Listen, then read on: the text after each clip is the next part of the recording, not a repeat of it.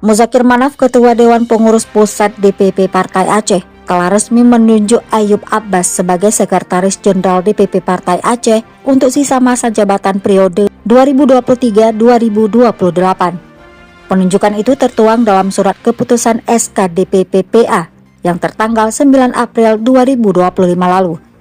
Keputusan menunjuk Ayub Abbas oleh Muzakir Manaf berdasarkan rekomendasi dari Tuhapet Partai Aceh, yaitu Tengku Malik Mahmud Al-Hetar. Dalam surat rekomendasi tulis tangan itu, Malik Mahmud turut mengemukakan alasan mengapa dirinya percaya kepada Ayub Abbas yang menjadi pengganti Kamarudin Abu Bakar atau Abu Razak yang meninggal dunia di Tanah Suci beberapa waktu lalu. Malik Mahmud mengatakan mengenal sosok Haji Ayub Abbas sebagai anggota DPRA yang memiliki integritas dan loyalitas tinggi dalam menjalankan tugasnya kepada rakyat Aceh. Dalam surat rekomendasi bertuliskan tangan tertanggal 8 April 2025 tersebut, penunjukan Ayub Abbas sebagai pengganti Abu Razak juga dipertegas dalam surat itu. Mualim mengatakan pengangkatan Ayub Abbas sebagai Sekretaris DPP PA dilakukan karena saat ini terjadi kekosongan jabatan tersebut pasca meninggalnya Abu Razak.